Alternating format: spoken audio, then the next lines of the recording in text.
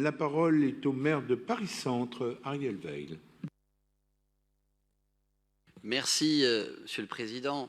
D'abord, vous dire à quel point cette situation, évidemment, est connue de nous, celle de la rue de Turbugot, et sur laquelle nous sommes présents à peu près tous les jours. J'ai entendu deux vœux. Effectivement, Martine Figueroa, qui est une élue locale, Paris-Centre a posé un vœu, a travaillé ensuite avec la majorité, avec l'exécutif de Paris-Centre pour le faire adopter. Je crois qu'aucun des vœux qui est présenté ici ne correspond exactement. Peut-être qu'ils pourront être modifiés, mais peu importe. Ce qui compte, c'est que nous sommes les élus locaux sur la même longueur d'onde et qu'après discussion, nous avons pu adopter un vœu largement voté par l'exécutif de Paris-Centre. J'entends aujourd'hui des choses, notamment dans les rangs de l'opposition, j'ai entendu des élus qui me paraissent très loin du terrain et qui disent des choses qui sont inexactes. Et Nicolas Norman y a déjà répondu. D'abord, cette situation, elle me préoccupe quotidiennement. Avec Véronique Levieux, qui s'occupe de la sécurité pour le centre de Paris en tant qu'élu, nous sommes là quasiment tous les jours. Et je le répète, mais Nicolas l'a dit déjà, c'est d'abord la police municipale qui est au front, puisqu'ils passent 3-4 fois par jour à pied, à vélo, en voiture, avec des médiateurs. Et donc ils sont extrêmement présents, sont au contact des commerçants et des riverains.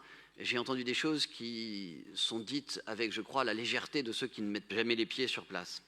Ensuite, évidemment, nous travaillons avec les services de la propreté, également sont mobilisés les services sociaux, puisqu'il s'agit également d'êtres humains. Et je voudrais moi aussi remercier la préfecture de police qui sait, elle, comme nous savons, ce que nous faisons ensemble. Et parfois d'ailleurs sans pouvoir le dire, puisqu'il y a des opérations qui ont vocation à rester confidentielles.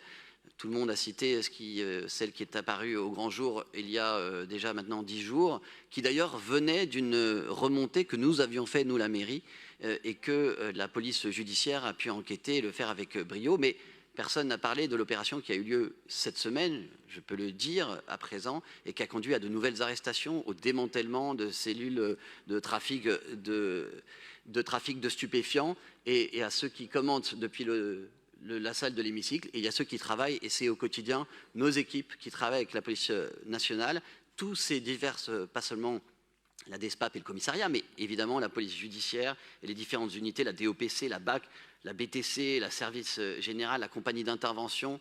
Je pourrais encore en citer d'autres, et je voudrais vous remercier, Madame la préfète, la représentante du préfet de police, pour ce travail que nous menons ensemble. D'ailleurs, avec le préfet de police et dans son bureau, nous avons multiplié les réunions de coordination.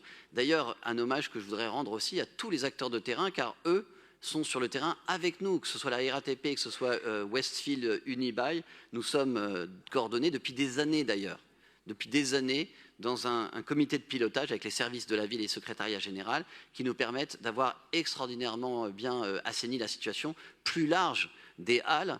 Et je rejoins le préfet de police lorsque nous disons que, évidemment, la situation n'a rien à voir avec celle qui était celle des halles il y a 10 ans ou il y a 20 ans, même si nous ne nous satisfaisons pas, nous ne satisfaisons pas de la situation actuelle qui vient qui a de multiples causes. Et donc, nous allons continuer à travailler, y compris sur l'angle sanitaire, y compris, oui, avec l'ARS, avec le groupe SOS, avec Aide, sur l'accompagnement sanitaire. Il n'y a pas à choisir entre un accompagnement humain sanitaire et un accompagnement sécuritaire. Nous faisons les deux en même temps. Merci. Merci, monsieur le maire. Merci, cher Ariel Veil.